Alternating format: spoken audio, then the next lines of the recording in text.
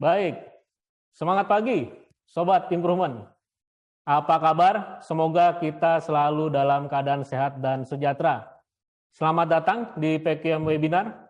Senang sekali kami dapat menyapa Sobat Improvement kembali dalam webinar kali ini. Perkenalkan, saya Arga Purwantoro, Senior Consultant di PQM, bidang Human Capital. Saya akan bertindak sebagai moderator pada webinar ini. Seperti yang telah Sobat Improvement ketahui bahwa PQM Konsultan merupakan lembaga konsultasi, pelatihan, dan riset yang sudah berdiri selama 34 tahun. Dan pada bulan Oktober tahun ini, kami akan berulang tahun yang ke-35. PQM Consultants memiliki spesialisasi dalam 3 bidang utama, yaitu productivity dan quality management, human capital development, serta service excellence. Sobat Improvement, untuk terus dapat bertahan di masa pandemi, banyak perusahaan melakukan berbagai upaya perbaikan. Ya. Mulai dari meningkatkan proses bisnis sampai dengan mempersiapkan sumber daya manusia di dalamnya. Tetapi sangat disayangkan banyak program pelatihan di dalam suatu organisasi yang tidak terintegrasi untuk mencapai sasaran organisasi. Lebih dari itu, pengembangan SDM tidak hanya sebatas pengembangan pengetahuan saja, tetapi juga pengembangan keterampilan. Sehingga PQM Konsultan mengembangkan pendekatan sistem untuk menunjang konsistensi kapabilitas SDM di semua level manajemen dan operasi agar perusahaan tetap kompetitif dalam menghadapi perubahan. Keyakinan ini menjadi dasar pendekatan kami dalam People Development Roadmap di berbagai organisasi melalui berbagai program seperti Operational Excellence, People Development Program atau PDP, Leadership Development Program LDP. Beberapa perusahaan telah melakukan program pengembangan karyawan secara terstruktur dan terintegrasi. Bahkan, program tersebut sudah berjalan bertahun-tahun dengan turnover rate yang rendah dan mengantarkan rekrutmen entry level hingga berhasil masuk ke jajaran eksekutif. Program yang dikembangkan juga terbukti telah mendukung perkembangan bisnis perusahaan. Apa saja strategi mereka dalam membuat program ini? Kesulitan apa saja yang terjadi di lapangan? Bagaimana mereka mengatasinya? Temukan jawabannya pada webinar kali ini. Dengan harapan untuk meningkatkan kesadaran akan pentingnya pelaksanaan Leadership Development Program. Baik. Pada pagi hari ini kita akan ditemani 3 narasumber yang luar biasa. Mereka telah menjadi bukti bahwa program LDP dapat membentuk SDM unggul untuk mengembangkan kepemimpinan dalam menunjang perkembangan bisnis dan tersedianya suksesor. Pembicara yang pertama adalah Bapak Muhammad Hatta. Beliau sebelumnya menjabat sebagai Strategic Human Resource di PT Bukit Asam Tbk. Dan saat ini beliau dipercaya untuk memimpin salah satu anak perusahaan yaitu PT Bukit Multi Investama yang bergerak di bidang jasa pertambangan, perkebunan, rumah sakit, dan properti sebagai direktur utama. Luar biasa. Semangat pagi, Bapak Hatta. Apa kabar? Semangat pagi. Alhamdulillah. Luar biasa. Terima kasih Pak Arga. Baik, Pak Hatta. Terima kasih. Baik, selanjutnya adalah untuk kemudian pembicara selanjutnya adalah Bapak Laurentius Agung Prabowo yang saat ini menjabat sebagai Vice President Human Capital Strategy dan Talent Management di PT Mandiri Bank Mandiri Persero Tbk. Pastinya banyak sekali pengetahuan dan pengalaman yang dapat kita gali dari Bapak Agung untuk mengelola human capital di perusahaan yang besar, sehat dan terus berkembang yaitu PT Bank Mandiri Persero Tbk. Terima kasih sudah hadir bersama kami. Semangat pagi, Bapak Agung. Bagaimana kabarnya? Semangat pagi, Pak. Kabar sehat dan bahagia, Pak. Baik, terima kasih, Pak Agung.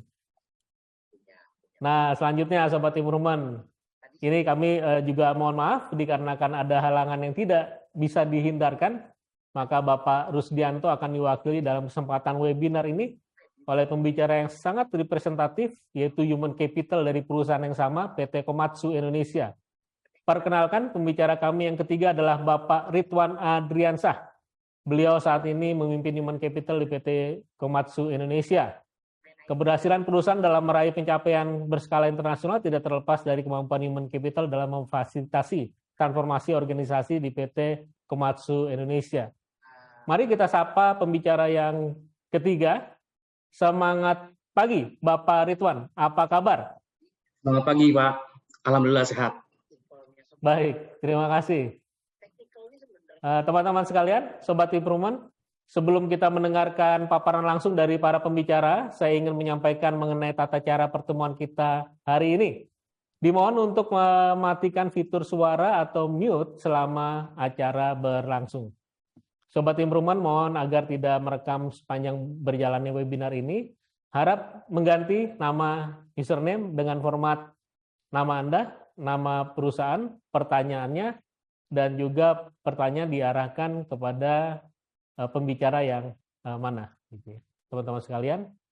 Kemudian nanti dalam sesi Q&A juga ada penjelasan dari teman-teman sekalian ya.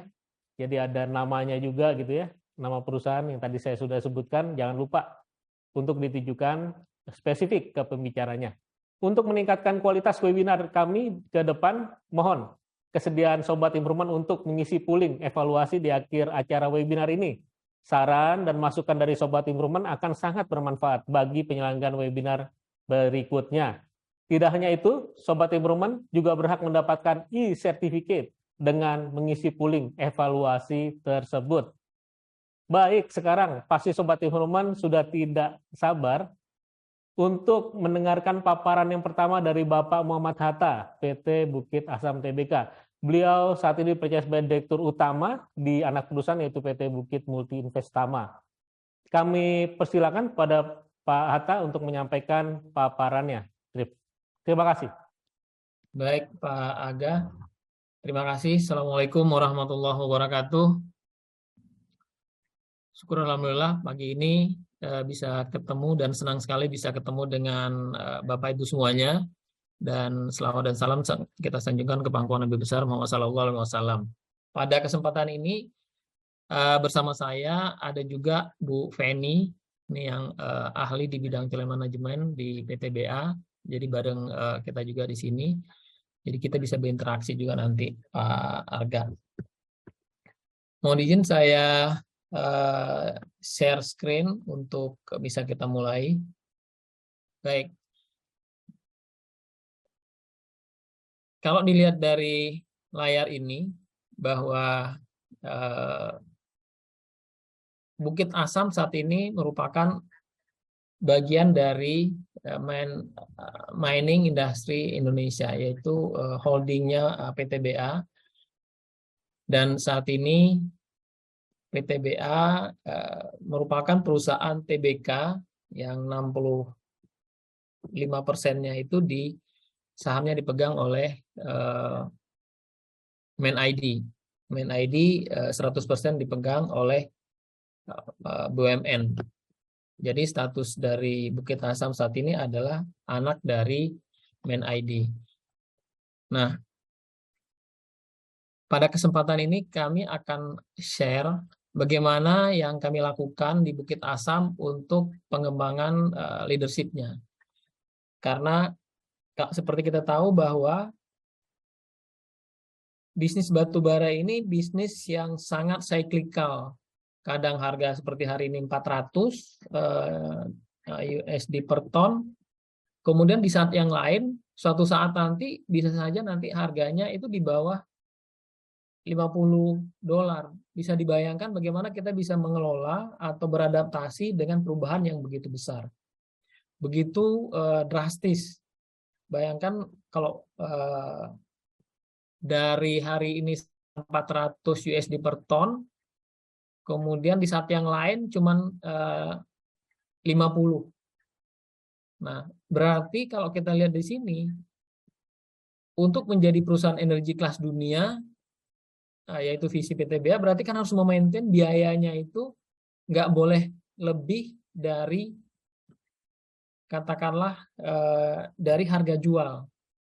Nah, inilah yang mendasari dalam setiap pengembangan SDM di perusahaan.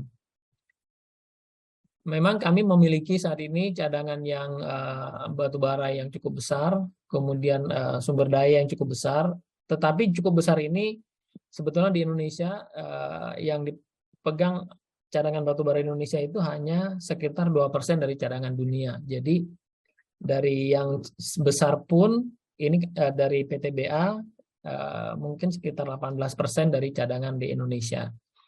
Nah, dengan cadangan yang ada ini, bagaimana kita memanfaatkan cadangan dan sumber daya yang ada itu untuk mencapai noble purpose-nya PTBA. Noble purpose-nya itu PTBA yang pertama untuk bagaimana memanfaatkan sumber daya yang ada untuk meningkatkan sivilisasi di daerah-daerah yang kita operasi. Yang kedua adalah meningkatkan kesejahteraan. Yang ketiga, bagaimana membuat masa depan yang lebih baik. Baik bagi wilayah operasi di tempat yang kita operasi, maupun di daerah-daerah di sekitarnya. Dan yang lebih besar lagi adalah bagaimana kita PTBA ikut berkontribusi untuk kemajuan Indonesia di masa yang akan datang. Dan sekaligus bagaimana PTBA diamanatkan untuk ikut menjaga ketahanan energi bagi bangsa ini di masa depan. Nah, disinilah kalau dilihat dari visi PTBA saat ini, bukan lagi perusahaan batu bara, tetapi sudah menjadi perusahaan energi. Dan ini juga sekaligus untuk menjawab tantangan di masa depan. Batu bara ini semakin dimusuhi sebagai sumber energi. Oleh karena itu, PTBA Bukit Asam juga mencari cara bagaimana di masa depan sumber-sumber energi apalagi yang ramah lingkungan. Kemudian selain untuk ikut mendukung ketahanan energi nasional, juga untuk keberlangsungan PTBA. Karena pada saat batu bara tidak bisa dieksplorasi lagi atau tidak bisa dipakai lagi, PTBA sebagai perusahaan itu tidak boleh berhenti. Karena PTBA juga memiliki tanggung jawab terhadap keberlangsungan usaha, dan selain itu adalah juga menjaga keberlangsungan tempat kerjanya karyawan maupun masyarakat di sekitar operasi. Jadi kita juga tidak ingin begitu batu bara selesai, semuanya selesai. Itulah yang menjadi noble purpose-nya Bukit Asam, bahwa kami juga ingin berkontribusi untuk masa depan. Jadi itu posisi PTBA saat ini. Kemudian kalau kita lihat di sini yang lebih detail lagi, bahwa di tahun 2050 PTBA itu akan menjadi bagaimana membuat tambang yang betul-betul eco-friendly atau ramah lingkungan. Kemudian kita PTBA akan memproses sebanyak mungkin batu bara menjadi bentuk lain sehingga mengurangi emisi CO2. Kemudian yang tentunya dalam rangka untuk cost leadership, PTBA juga gencar untuk melakukan digital mining transformation. Jadi seluruh kegiatan Bukit Asam diusahakan yang bisa digitalisasi, kita lakukan digitalisasi. Termasuk posisi saat ini untuk kegiatan-kegiatan penambangan, kemudian kegiatan-kegiatan mulai dari perencanaan sampai dengan ke transportasi dan pengapalan, itu sudah terintegrasi. Nah, disitulah inisiatif-inisiatif ini juga itu yang pengen menjadikan PTBA itu di suatu saat menjadi world class leader gitu, yang disupport oleh pengembangan yang terintegrasi. Nah, dasar pengembangan saat ini yang kami lakukan di Bukit Asam itu tetap mengacu kepada dalam mengembangkan talent di perusahaan, tetap mengacu kepada standar kompetensi BUMN yang terbaru. Saat ini ada 10 standar kompetensi BUMN, standar kompetensi bagi leader-leader di BUMN. Kalau kita lihat di sini mulai digital leadership, global business savvy, building strategic partnership, customer focus, kemudian strategic orientation, managing diversity, leading change, developing organization capability, kemudian driving innovation, kemudian driving execution. Nah, di awal tadi yang cukup menarik disampaikan oleh Pak Arga, dan saya lihat juga iklan-iklan dari PKM tadi, bahwa ada sebutan yang juga saya sangat suka tadi adalah sahabat improvement.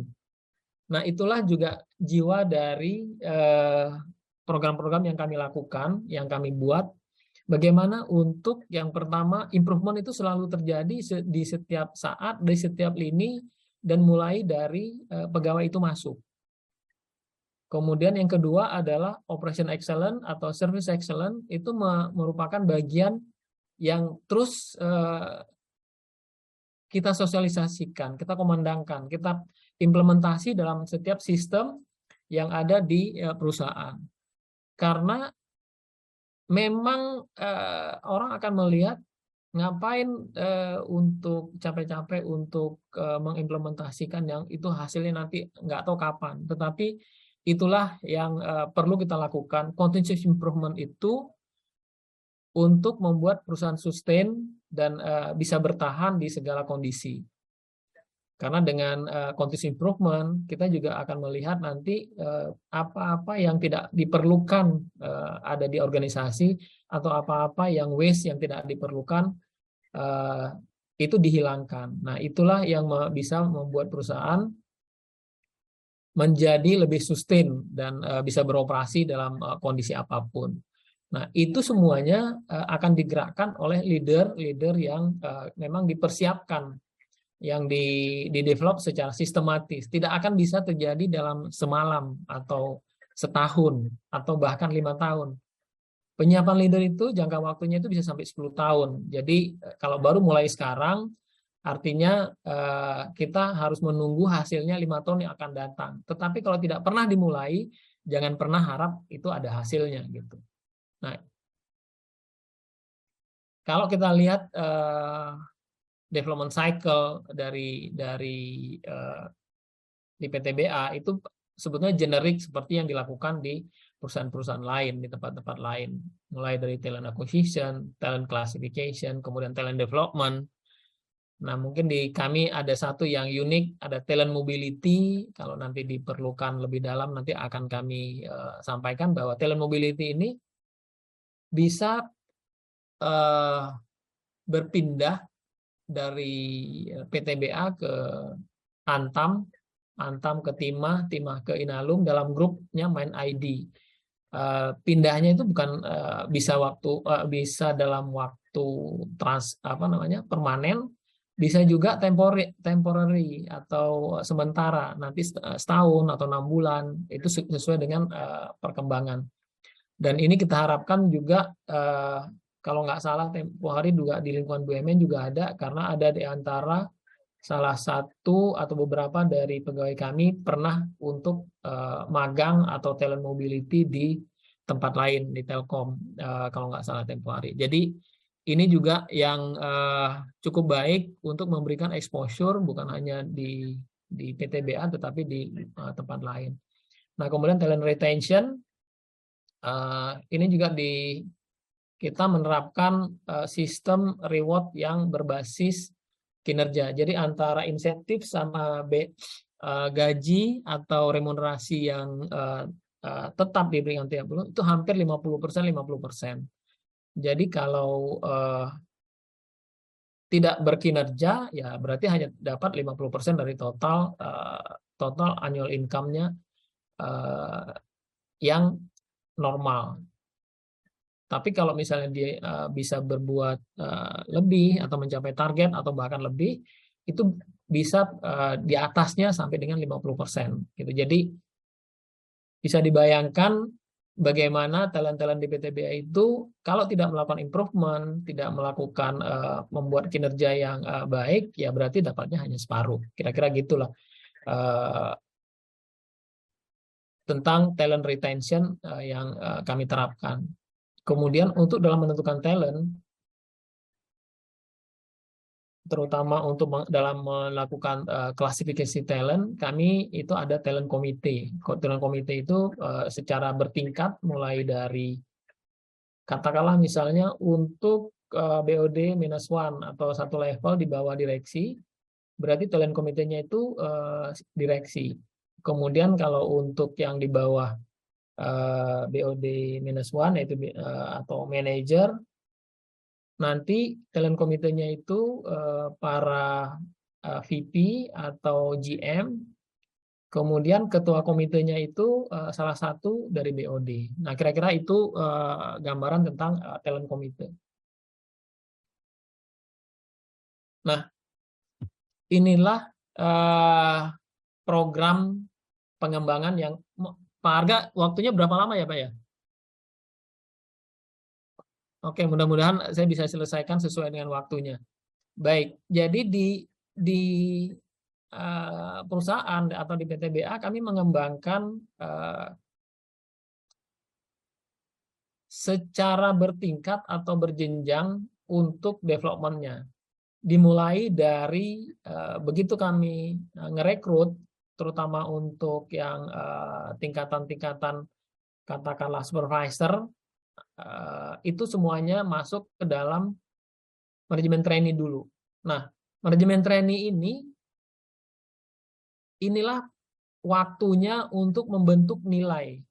Dan ini dikaitkan juga dengan rekrut. Pada saat kita rekrut masuk ke PTBA, yang dilihat terakhir adalah nilai-nilai yang sesuai dengan nilai perusahaan, nilai PTBA. Kalau sekarang itu semuanya sudah diselaraskan menjadi nilai BUMN, nilai akhlak yang merupakan nilai dari seluruh BUMN di Indonesia. Jadi saringan terakhir bagi kami adalah nilai, karena nilai itulah yang akan membentuk nanti perjalanan ke depan. Karena bayangkan orang pinter tetapi curang pasti tidak akan baik ada di dalam perusahaan. Orang pinter tetapi tidak mau berkontribusi juga nggak ada hasil. Jadi betul-betul nilai dan attitude ini yang akan menjadi fokus. Nah, disinilah salah satu pembentukan dari nilai yang kami tanamkan di sejak MT ini, sejak manajemen trainee adalah continuous improvement.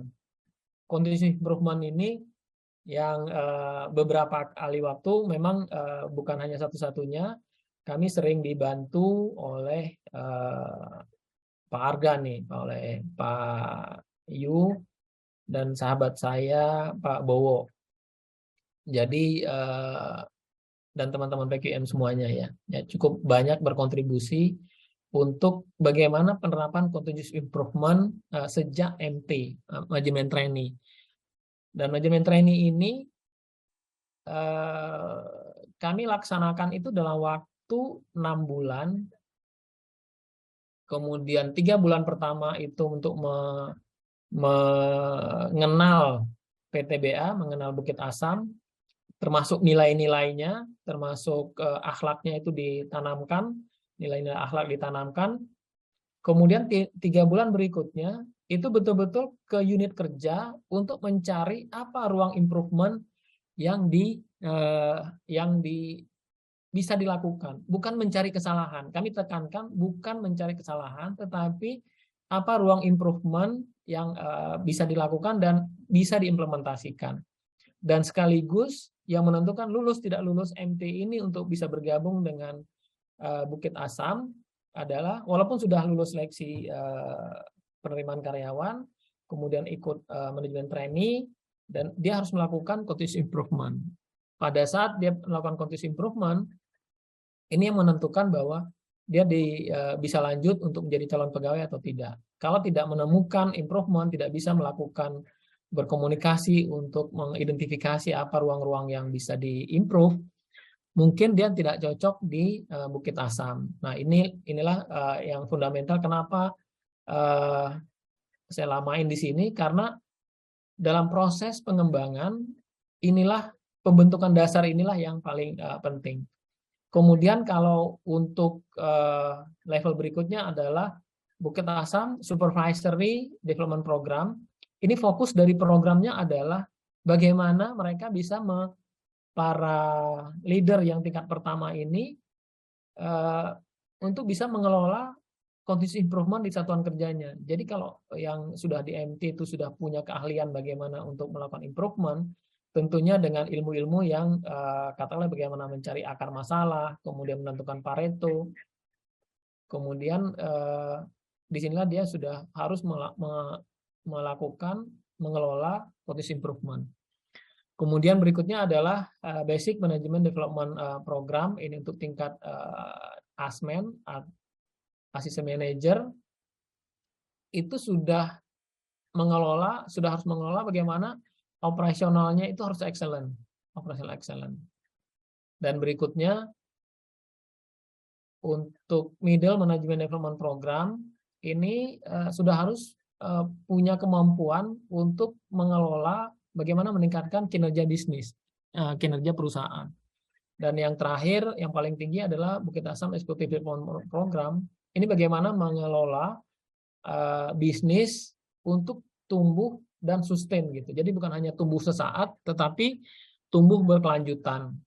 Nah, selain itu kami kalau dilihat sebelah kanan ini juga ada program-program yang terintegrasi dengan holding seperti directorship, kemudian senior development program, kemudian emerging leader development program. Ini bagi talent-talent yang top talent di Bukit Asam, kami ikutkan kepada calon-calon leader di lingkungan MindID Group. Kemudian itu akan diikutkan pada 2 program tadi. Selain itu, secara internal, karena itu ada di sana juga ada kuota, kami ikutkan mereka pada Bukit Asam Leadership Accelerated Development Program, atau kami sebut BLADE. Nah, itulah program-program yang kami lakukan di Bukit Asam.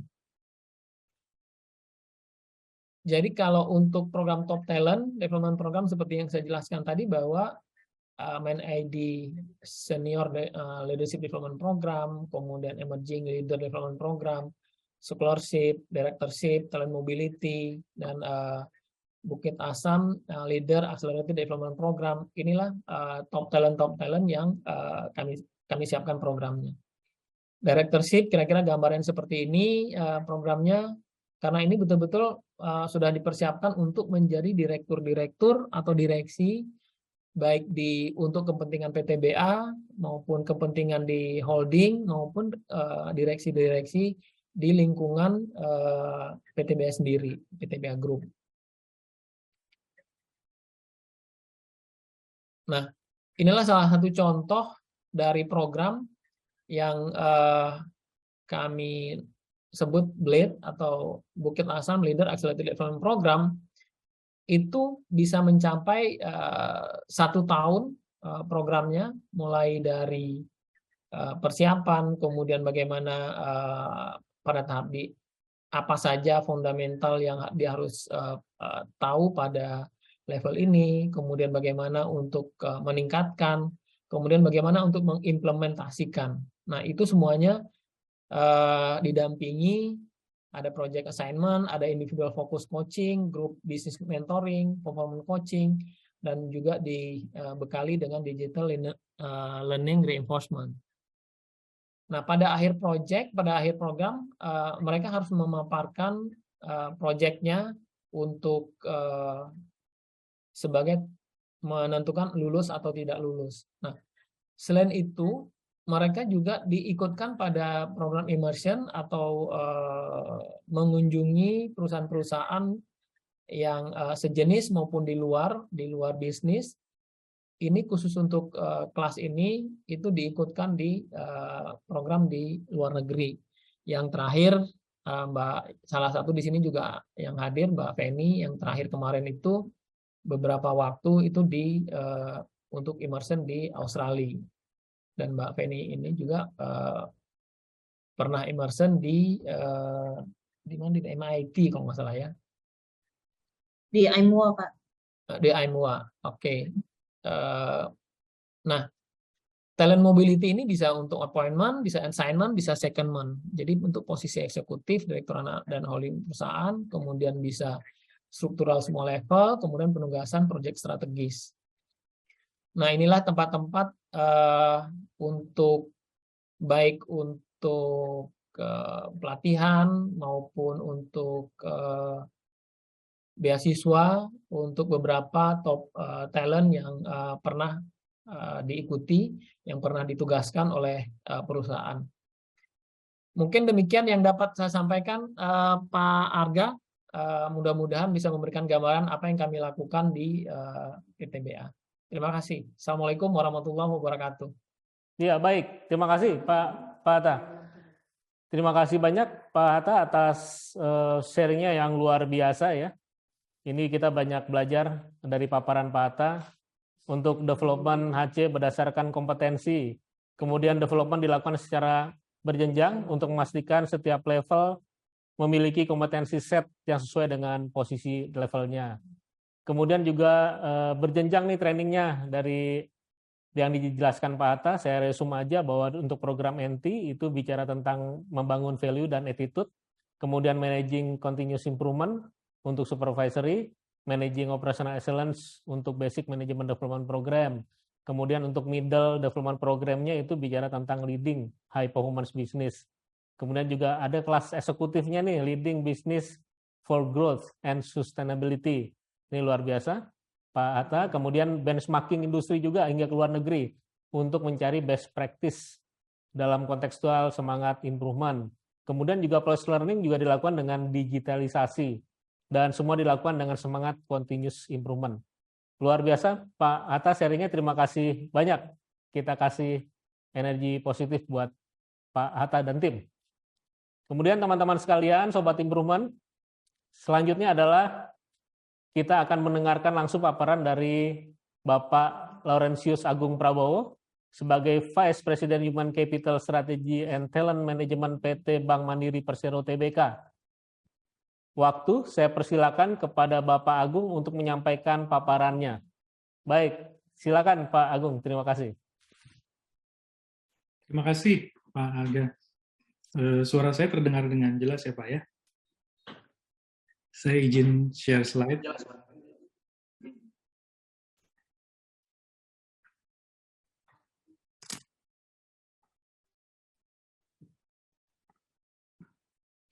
Baik, slide saya juga sudah terlihat dengan baik ya Pak ya. Baik, terima kasih. Selamat pagi untuk mentor saya, guru saya Pak Hatta. Terima kasih Pak mendengarkan sharing Bapak, mendapatkan insight banyak. Bu Feni juga terima kasih untuk insight-nya. Terutama juga Pak Ridwan Ardiansah yang setelah ini akan bawakan sesi. Izin Pak untuk belajar juga nanti. Dan juga Pak Arga Purwanto dari PQM dan teman-teman PQM semua, dan yang paling saya hormati seluruh peserta webinar pagi ini. Selagi salam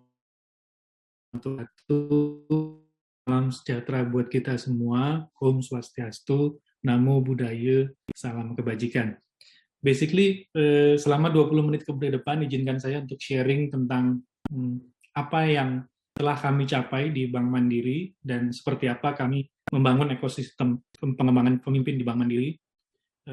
Dan pastinya dengan sharing ini mudah-mudahan menggerakkan hati Bapak Ibu semua dalam ruangan ini untuk create leaders from within untuk Indonesia.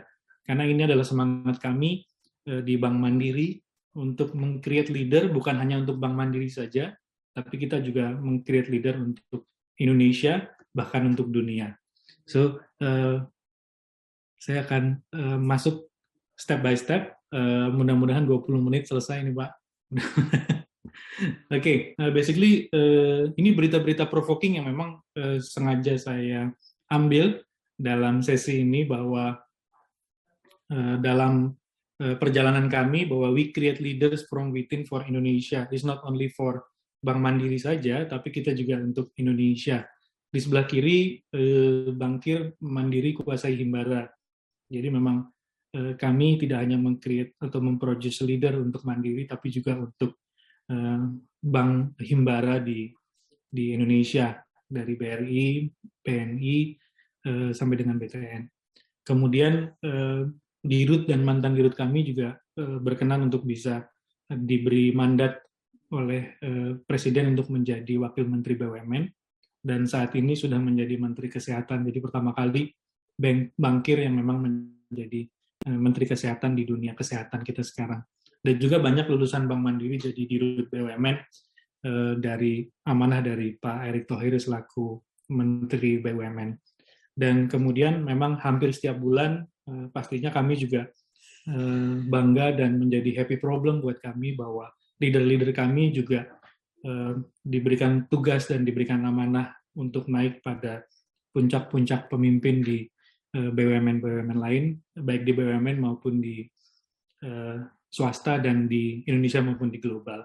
So basically semangat ini yang kami ingin berbagi dengan Bapak Ibu semua bahwa kita bisa untuk men-create leaders dari dalam kita sendiri, dari organisasi kita sendiri for Indonesia. Ini semangat kami yang selalu kami terapkan, yang selalu kami buat menjadi North Star kami untuk menjalankan leadership development program. Dan sekali lagi, leadership development program kami ini bukan setahun, 2 tahun, tapi ini adalah perjalanan 24 tahun kami membangun ekosistem, membangun kami nyebutnya Universitas Kepemimpinan di Bank Mandiri. Jadi sekali lagi ini bukan 1-2 tahun, tapi ini adalah 24 tahun perjalanan kami membangun pemimpin-pemimpin yang berkualitas untuk negeri.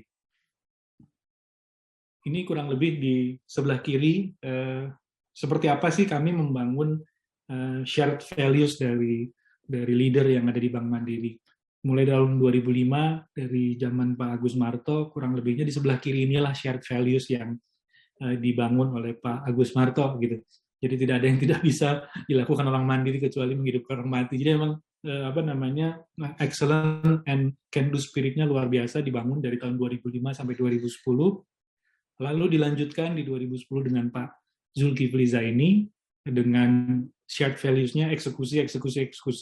Makanya banyak leader-leader Bank Mandiri yang jago banget untuk eksekusi dan memastikan bahwa driving execution-nya excellence.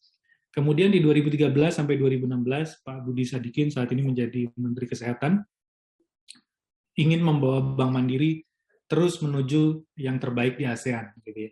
Jadi memang ini adalah semangat kita, tidak hanya bermain di level Indonesia, tapi juga kita ingin menciptakan pemimpin dan juga bisnis untuk ASEAN juga.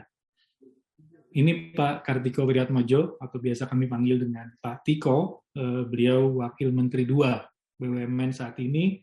Beliau melihat bahwa di 2016 sampai 2019 ini teman-teman di Bank Mandiri larinya kencang sekali. Nah, maka kemudian ingin dibangun shared values-nya, guyup ke dalam, militan keluar. Dan inilah yang kami bersama-sama membangun selama 3 tahun di kepemimpinan Pak Tiko. Kemudian di Pak Royke Tumilar, di 2019 sampai 2020, beliau pengen perkuat eksekusi, percepat proses, luas dalam kolaborasi. Jadi ini memang shared values yang dibagikan oleh pemimpin kami. Dan kemudian saat ini, Direktur Utama kami, CEO kami, Pak Darmawan Junaidi, memberikan shared values-nya, gesturnya agresif, tapi harus prudent, karena memang situasi dan kondisi beberapa tahun ini memang menuntut kita untuk prudent, tapi juga agresif. Nah, ketika Bapak Ibu dilihat sebelah kanan, menjadi Bank Mandiri sebagai universitas pembentuk leader dan learning ground.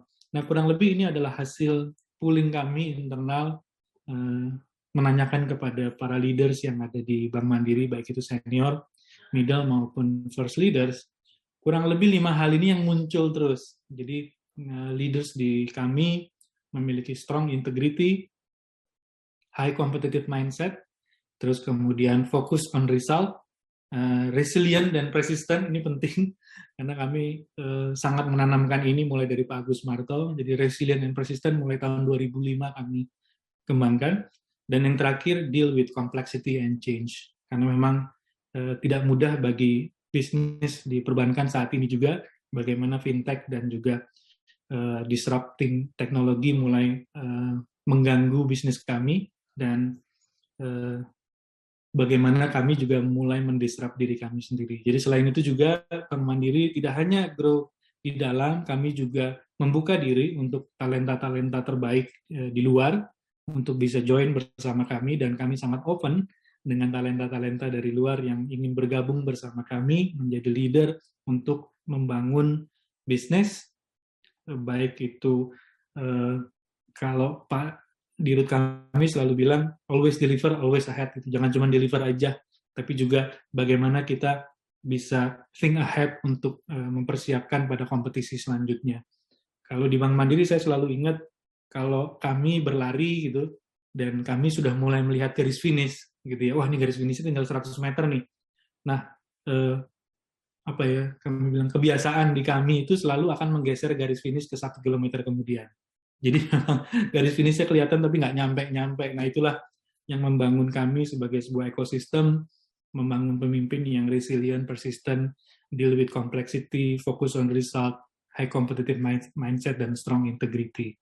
Nah, kurang lebih ini adalah values-values yang tertanam pada kami, generasi-generasi muda saat ini di Bank Mandiri, untuk bagaimana kami membangun organisasi, membangun bisnis ini terus, dan bahkan menguasai market share ke depannya. Ini adalah kurang lebihnya, tadi kalau Pak Atta tadi cerita di Bukit Asam ada program yang berjenjang, terstruktur, dan sistematis. Kami juga belajar bersama dengan Ram Charam dalam bukunya Leadership Pipeline. Kami menggunakan pola itu. Jadi mulai dari yang sebelah kiri, kami memetakan level kepemimpinan kami mulai dari officer level, yaitu leading self, lalu leading team, leading leaders, leading function, sampai dengan leading organization. Ini dipetakan dalam leveling yang ada di organisasi kami juga. Nah, di bawah ini, di bawah level officer, kami juga ada pegawai-pegawai pelaksana atau clerk yang jumlahnya juga luar biasa. In terms of numbers of employee, saat ini Mandiri untuk organic employee kurang lebih ada di 40.000. Lalu kami menyebutnya tenaga alih daya kami sekitar di 40.000 juga. Dan secara grup, baik itu dari Bank Syariah Indonesia, AXA, dan beberapa anak-anak perusahaan kami, in total kami ada di 120.000 employees. Jadi memang menantang bagi kami untuk membangun ekosistem bersama untuk menciptakan leader-leader yang memang tangguh untuk Indonesia. Nah, jika Bapak Ibu melihat dari presentasi ini, di sebelah kiri itu adalah entry level kami. Jadi untuk yang di bagian bawah, itu ada mulai dari fresh graduates kami, yaitu kami menyebutnya Officer Development Program, entry level leaders di Bank Mandiri. Jadi kami meng-hire dari university prominent di Indonesia maupun juga dari overseas, dan juga ada Staff Development Program. Nah, Staff Development Program kami ini adalah bagaimana kami membuat program akselerasi bagi karyawan level clerk atau level pelaksana untuk menjadi level pimpinan. Jadi memang ini adalah source kami, baik eksternal maupun internal. Jadi secara internal kami juga grow juga leaders-leaders di level pelaksana untuk menjadi pemimpin level pertama di Bank Mandiri. Nah, kami menyebutnya ini adalah, kalau di dalam fase kami sebutnya onboarding program, yaitu onboard newly or promoted people leaders to perform. Nah, uniknya di onboarding ini ada sukses dan tidak sukses gitu. Jadi ada yang memang kalau Bapak lihat ke atas gitu, mulai dari leading teams, leading leaders gitu ya, untuk jadi manager di Bank Mandiri, untuk menjadi group head, division head di Bank Mandiri tidak mudah, karena ada, kami menyebutnya 3 bulan incubation, dan itu bisa kembali ke posisi sebelumnya jika gagal. Jadi memang ada program onboarding di kami untuk new leaders. Selama 3 bulan kita pantau, kita kasih mentor, ada badinya juga, kita lihat mini KPI-nya, kita rating juga assessment 360-nya untuk melihat bahwa leader memang sudah layak di level itu, dan memang tidak mudah di dalam program onboarding ini, karena onboarding ini memang ada, kalau kami nyebutnya sistem gugurnya, walaupun kami secara development program tidak menginginkan hal tersebut. Begitu pula di Officer Development Program dan Staff Development Program. Ini kami memang mencari 10% peringkat terbaik di atas, dan kemudian biasanya 10% di bawah kita akan minta untuk mungkin belum fit dalam posisi pimpinan di Bank Mandiri. Nah, kemudian di sebelah kanan, ketika mereka setelah on board, maka ada yang namanya equipping program. Equipping program ini adalah mengequip dari sisi managerial skills dan kemudian technical leadership untuk membangun dan menutup gap yang memang ada di masing-masing individu. Makanya kami menggunakan assessment 360, jadi semua leader di Bank Mandiri di-assess 360 derajat, sangat menantang juga bagi kami. Jadi kami setiap tahun di-assess 360, atas, samping, bawah, untuk melihat fitness of the leadership kami, dan juga setelah muncul gap-nya, mereka mengisi individual development plan, lalu mereka bisa dengan sangat mudah ikut dalam managerial series program kami. Setiap tahunnya kami menerbitkan katalog yang kurang lebih ada 38 modules secara managerial skills di setiap jenjang, dan kurang lebihnya kami menjalankan ini ada dengan dua tipe. Nanti di akhir juga saya sampaikan bahwa di Mandiri memang puluhan ribu dan ribu gitu. Jadi kalau memang membuat cuma 5 kelas sih nggak berasa gitu ya, kayak digigit semut gitu. Makanya kemudian kami membuatnya very massive program. Jadi regular kelas kami rata-rata 5.000 seat per tahun, dan kemudian kami membuat yang namanya nanti di akhir saya menyebutnya Mandiri Learning Carnival, jadi campus on demand, campus on the ground untuk roadshow ke semua wilayah, yang mostly pesertanya rata-rata di 65.000 partisipan. Jadi kami memang sangat serius dalam membangun kapabilitas pemimpin. Lalu di fase yang sebelah kanan, yang terakhir, itu kami menyebutnya developing, atau biasanya kami menyebut di dalam ini adalah talent planet kami. Top talent planet, maaf. Karena kami menyebut karyawan kami talent gitu ya. Nah ini adalah top talent-nya, jadi dari very high potential leaders yang memang secara khusus kita akselerasi programnya, dan memang ada program berjenjang khusus, mulai dari level officer, kita memberangkatkan hampir setiap tahunnya, walaupun di pandemi saat ini kami memberangkatkan kurang lebih ada 30 graduates untuk bisa berangkat ke top 20 university di dunia. Tidak hanya mereka kita biayai, tapi keluarganya juga kami biayai. Jadi, dan kemudian ini adalah penugasan belajar, jadi dilepas dari pekerjaannya, dan 1,5 tahun mereka belajar di luar, dan kembali dengan banyak ide, banyak hal yang mendisrupt Mandiri. Lalu kemudian di First Leaders, Emerging Leaders, kami punya Mandiri First Leaders Program. Saat ini kami bekerja sama juga dengan local dan global partner. Jadi global partnernya kami selalu dengan business school, local partner kami dengan beberapa partner-partner juga yang fokus pada pengembangan kepemimpinan.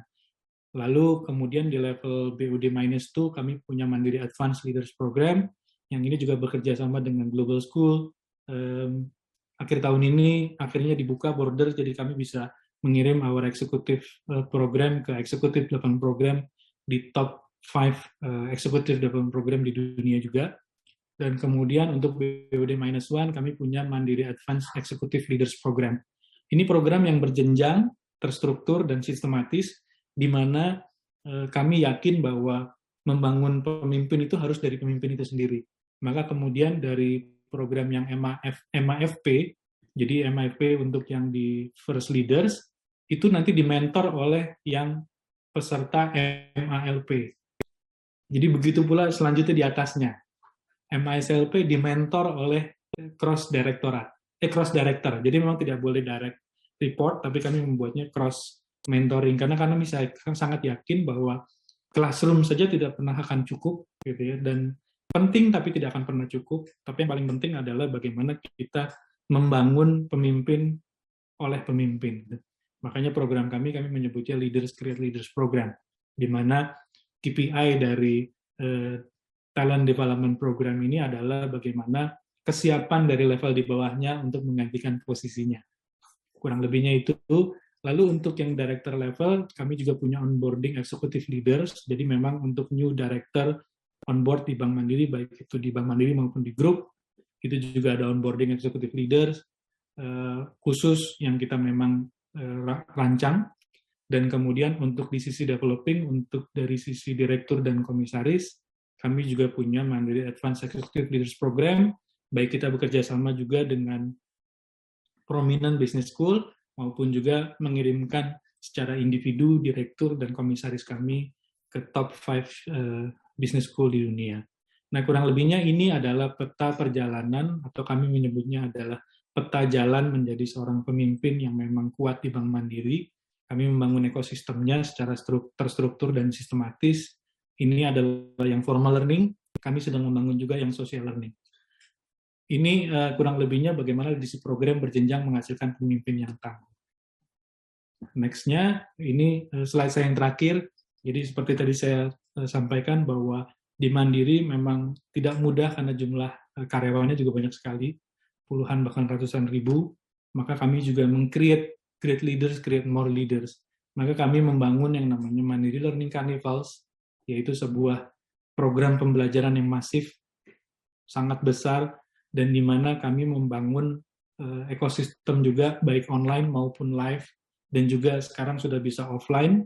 Kami juga roadshow mulai dari Sabang sampai Merauke di 12 wilayah kami. Jadi kami menjalankan program ini sangat serius, menghadirkan leaders dari dalam Bank Mandiri, dan juga menghadirkan leaders dari luar yang bisa memberi inspirasi kami, dan bagaimana juga kurang lebihnya coverage kami di 60.000 partisipan plus kurang lebihnya. Tahun ini mudah-mudahan kami achieve di angka 80.000 plus. Dan mungkin ini the biggest learning carnival yang pernah dibuat di Indonesia, bahkan di Asia Tenggara mungkin. Jadi memang kami serius di situ, dan kami sangat terbuka untuk juga BUMN atau ekosistem lain ingin belajar bersama kami di Mandiri Learning Carnival. Nanti bisa langsung ke saya juga langsung, nanti kita berikan tiket khusus, karena ini harus menggunakan tiket di online, dan ini bisa hadir di tempat kami, belajar bersama dengan kami, karena kami tidak menutup diri untuk bisa berbagi, dan kurang lebih per tahunnya kami 200 plus sessions, classroom, ini yang live, baik ini 30 orang per sesi, maupun bisa sampai dengan 3.000 orang per sesi. Dan kurang lebihnya setiap tahunnya kami mengundang 250 plus leaders dan prominent speakers yang bisa menginspirasi kami, menginspirasi para pemimpin kami untuk mendisrupt Mandiri pada umumnya. Nah, ini adalah yang terakhir, jadi great leaders create more leaders. Jadi ini kami tidak sendirian di Mandiri University, karena kami yakin Mandiri University kami itu bukan sebuah tempat, bukan sebuah kampus, bukan sebuah platform, tapi Mandiri University itu ada di setiap hatinya Mandirian buat kami, karena itu adalah real Mandiri University buat kami. Kurang lebih itu dari saya, Bapak Ibu, semoga bersama yuk kita bareng-bareng untuk membangun create leaders within, tidak hanya untuk company Bapak Ibu, tidak hanya untuk organisasi Bapak Ibu, tapi untuk Indonesia dan untuk dunia. Kurang lebih itu dari saya. Kata orang, dirian ada burung cenderawasih. Cukup sekian, dan terima kasih. Saya kembalikan ke Pak Arga. Terima kasih, Pak. Terima kasih, Pak Agung. Luar biasa, Pak Agung, atas paparannya, dan sangat memberikan inspirasi bagi kita semua ya.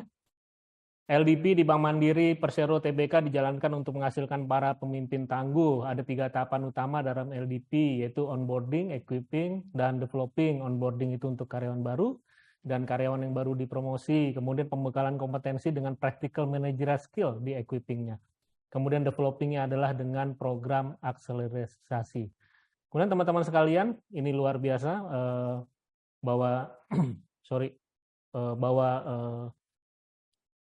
Pak Agung sudah memberikan paparannya dengan 3 tahapan LDP, kemudian juga program dirancang secara integratif dan memastikan para pemimpin siap mengaktualisasi kompetensinya, serta memberikan kontribusi terbaiknya untuk menunjang strategi perusahaan.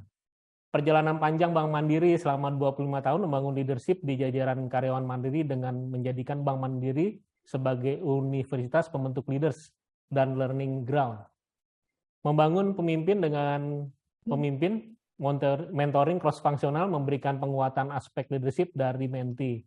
Nah, ini dilakukan Sobat Improvement secara terstruktur, sistematis, komitmen, konsistensi, komprehensif, dan juga membuahkan hasil yang luar biasa. Tadi di-quote juga bahwa great leaders create more leaders. Terima kasih Pak Agung. Luar biasa paparannya, memberikan best practice yang menginspirasi. Baik. Sobat Improvement, pastinya makin bersemangat untuk mendengarkan paparan pembicara berikutnya dari Bapak Ridwan Adriansah, Human Capital dari PT Komatsu Indonesia. Beliau akan berbagi pengalaman dan pengetahuannya, tentu saja sangat bermanfaat untuk kita semua. Kami persilakan kepada Bapak Ridwan untuk menyampaikan paparannya. Baik, terima kasih. Baik, terima kasih Pak Arga. Sebelumnya mohon izin kepada Pak Hatta, Bu Feni, dan Pak Agung. izin melanjutkan sharing presentasi kita pada pagi hari ini. Dan juga selamat pagi bagi Bapak Ibu yang telah hadir pada kegiatan webinar PKM Consultant pada pagi hari ini. Izinkan saya untuk share screen ya Bapak Ibu. Baik, mari kita mulai sedikit sudut pandang yang berbeda, perspektif yang berbeda dari pembicara-pembicara sebelumnya. Izinkan kami dari PT Komatsu Indonesia untuk sharing khususnya mengenai implementasi Leadership Development Program. Dalam hal ini ketika kami mengimplementasikan Total Quality Management. Jadi salah satu kekhususan, keunikan organisasi kami adalah bahwa kami merupakan organisasi yang menerapkan atau menjalankan Total Quality Management di keseharian kerja. Dan juga kami merupakan saat ini sejauh yang kami tahu satu-satunya perusahaan yang mendapatkan Deming Prize. Deming Prize merupakan penghargaan bagi perusahaan yang menerapkan Total Quality Management. Oke, sebelum kita mulai, izinkan kami untuk memperkenalkan diri terlebih dahulu terkait dengan Komatsu. Jadi kami merupakan perusahaan alat berat di mana kami memiliki corporate identity. Corporate identity ini terdiri dari beberapa hal, yaitu purpose, value, strategy, dan juga action. Nah, terkait dengan purpose sendiri, menggambarkan visi dan misi kami, di mana misi kami dalam hal ini adalah menciptakan value atau nilai melalui kegiatan manufaktur dan juga inovasi teknologi. Untuk apa? Untuk mencapai atau untuk menciptakan suatu kondisi keberlangsungan atau keberlanjutan di masa yang akan datang, di mana terjadi kolaborasi antara orang, bisnis, dan juga environment atau kami menyebutnya planet ya secara bersama-sama.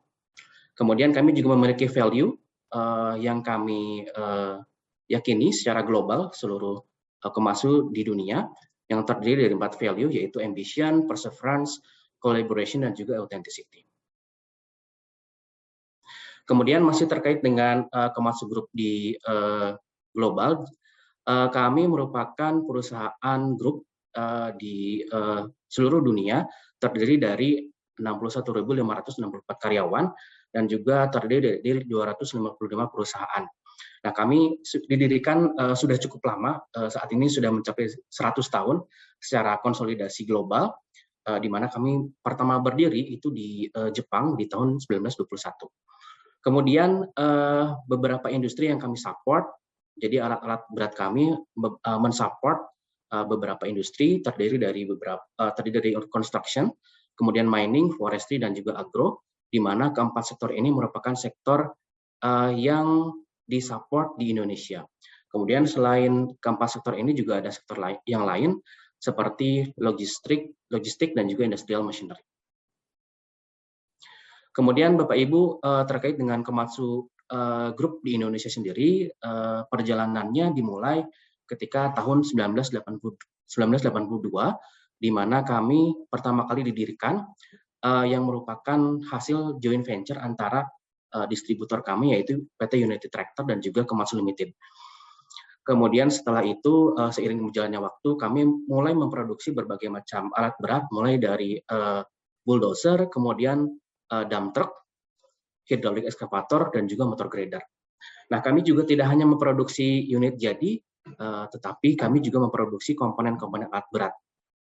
Kemudian seiring dengan berjalannya waktu juga beberapa perusahaan grup di Indonesia mulai bermunculan seperti Komatsu Undercarriage Indonesia yang berlokasi di Cikarang, kemudian juga ada Komatsu Marketing Support Indonesia yang ada di Cakung, kemudian ada juga Komatsu Reman Asia yang berada di Balikpapan. Selain itu juga ada beberapa perusahaan joint venture seperti Komatsu Astra Finance. Nah, di tahun 2018 seperti yang tadi saya sampaikan bahwa kami mendapatkan penghargaan Deming Prize. Jadi Deming Prize ini merupakan penghargaan yang diberikan oleh JUSE. JUSE adalah Japan Union Scientist and Engineer, jadi asosiasi ilmuwan dan juga engineer yang ada di Jepang, di mana JUSE memberikan penghargaan bagi perusahaan yang konsisten menerapkan TQM di tempat kerja. Alhamdulillah di tahun 2018 kami mendapatkan Deming Prize tersebut.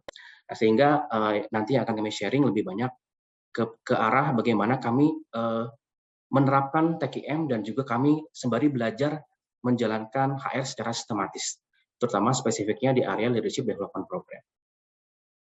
Oke, sedikit berbicara mengenai TKM, yang menarik dari TKM ini sendiri adalah bahwa TKM ini berfokus pada bagaimana organisasi mencapai kepuasan pelanggan.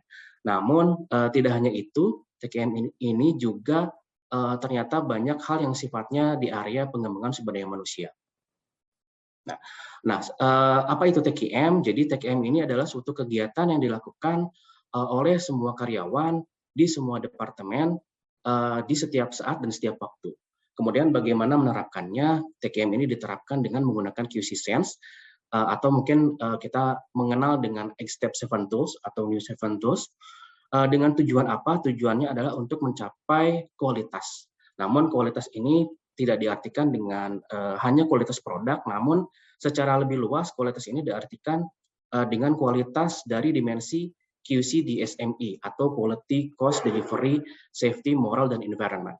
Sehingga dengan hal itu kami mensyariatkan TKM ini sebagai suatu kegiatan yang dilakukan oleh organisasi untuk menjalankan organisasinya secara sistematis, efektif, dan efisien untuk mencapai corporate goals atau business objective dalam rangka memproduksi atau menghasilkan produk dan jasa yang bisa memberikan kepuasan kepada pelanggan. Nah, kegiatan-kegiatan dalam TKM ini nantinya diwakili oleh dua kegiatan besar, yaitu policy deployment dan juga daily management. Nah, yang menarik dari implementasi dari TKM ini sendiri adalah bahwa ternyata TKM ini ketika diimplementasikan tidak serta-merta melakukan kegiatan kecil dan berkelanjutan. Namun lebih dari itu, TKM diimplementasikan secara sistematis dan end-to-end, mulai dari bagaimana organisasi itu menerapkan atau mencanangkan bisnis objektifnya, kemudian strateginya, dan bagaimana kepemimpinan dari top management. Kemudian yang kedua adalah bagaimana organisasi menggunakan TKM di keseharian kerja, dan yang terakhir adalah bagaimana dampak dari TKM terhadap kinerja bisnis. Nah, yang ingin kami highlight di sini adalah di aspek yang kedua, yaitu bagaimana organisasi menjalankan TKM di keseharian kerja, di mana ada hal-hal yang terkait dengan pengembangan SDM, yaitu organisasi dituntut untuk mendevelop, mengembangkan, dan juga menjalankan human resource atau human capital secara aktif. Nah, bagaimana kami menjalankan hal tersebut dalam implementasi TKM? Kami memulai dari Grand Why atau mengapa kita memerlukan manajemen SDM atau pengembangan karyawan. Kami menjalankan yang kami sebut sebagai strategic HR management process, di mana kita menurunkan organization capability atau kemampuan atau capability apa yang dibutuhkan untuk mencapai bisnis objektif. Nah, salah satu organization capability yang perlu kami kembangkan pada waktu itu adalah dalam hal strategic human resources. Nah, bagaimana kami menjalankan strategic human resources tersebut? Kami mulai dari filosofi pengembangan karyawan, di mana kami ingin menemukan antara dua hal, yaitu sisi karyawan dan juga sisi perusahaan.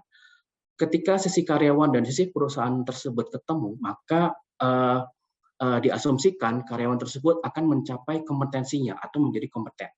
Sehingga dengan hal tersebut nantinya karyawan bisnis objektif ataupun kinerja perusahaan juga bisa tercapai. Nah, dengan filosofi ini kami membentuk suatu pilar-pilar di HR atau human capital, mulai dari organization development, recruitment, industrial relation, reward, sampai ke employee development dan performance management.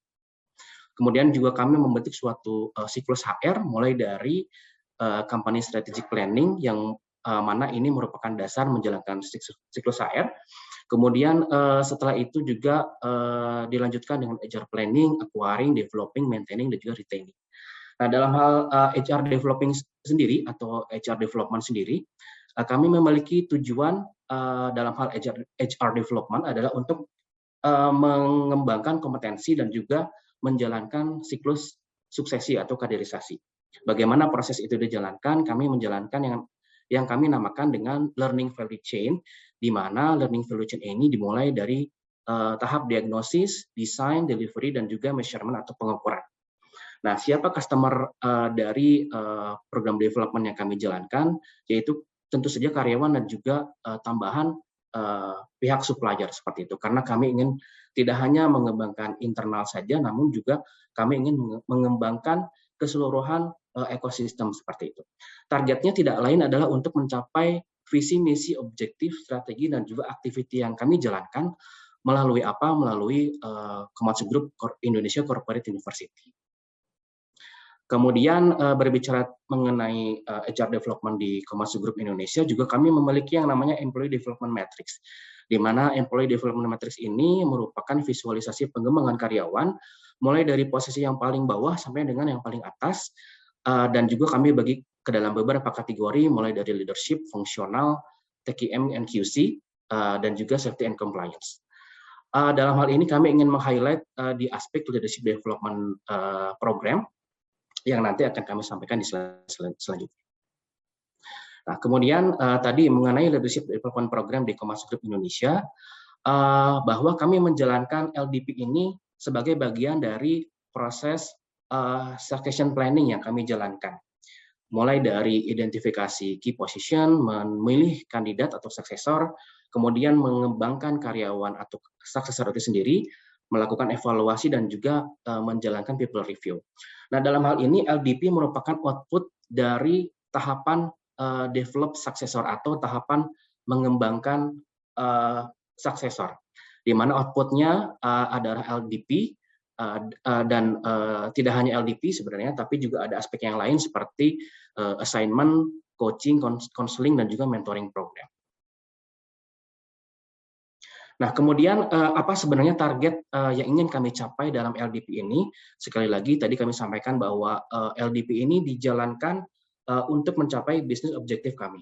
Nah, bagaimana dengan LDP? LDP ini juga pastinya untuk mencapai bisnis objektif yang kami tetapkan, namun spesifiknya dalam hal LDP ini ingin mencapai beberapa aspek. Yang pertama adalah aspek impact to business atau dampak terhadap bisnis itu sendiri. Dalam hal ini, impact to business kami bagi ke dalam beberapa dimensi, yaitu SLQDC atau Safety, Low Quality, Delivery, dan juga Cost. Yang kedua, tujuan kami menjalankan LDP adalah dalam hal behavior change. Jadi target pelaksanaan LDP yang kami jalankan selain impact to business adalah perubahan perilaku. Bagaimana caranya? Melalui modifikasi perilaku sebelum, ketika, dan juga setelah LDP ini dijalankan. Contohnya adalah bagaimana kita memastikan setiap peserta atau setiap leader melakukan coaching, counseling, mentoring secara konsisten seperti itu. Jadi kami arahkan supaya membentuk perilaku yang ditetapkan. Kemudian yang terakhir adalah bagaimana tentunya akselerasi knowledge dan skill melalui evaluasi knowledge seperti itu.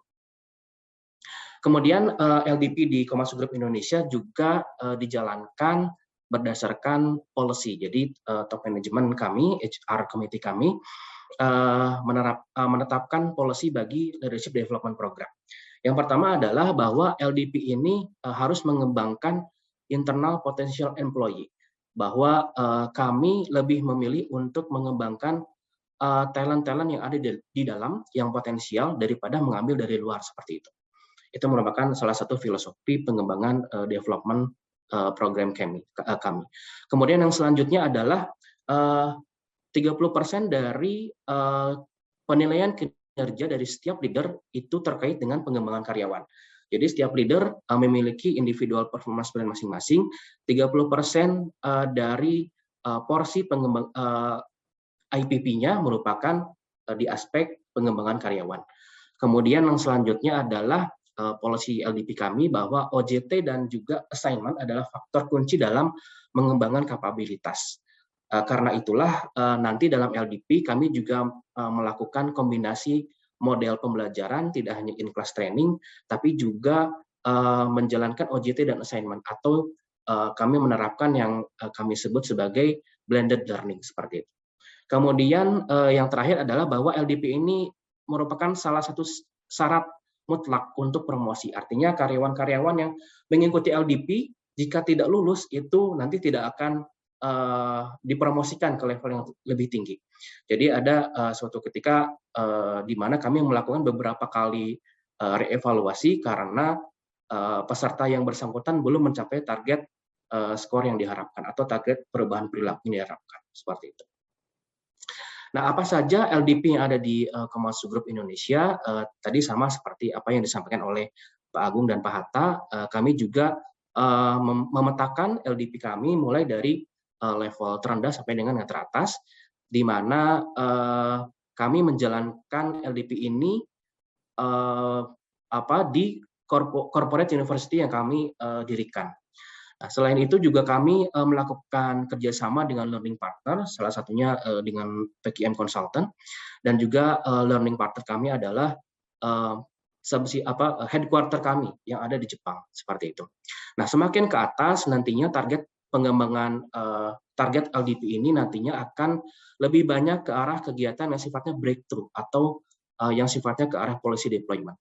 Semakin ke bawah nanti kegiatan LDP ini akan semakin banyak di area yang sifatnya daily management atau maintaining standar, seperti itu.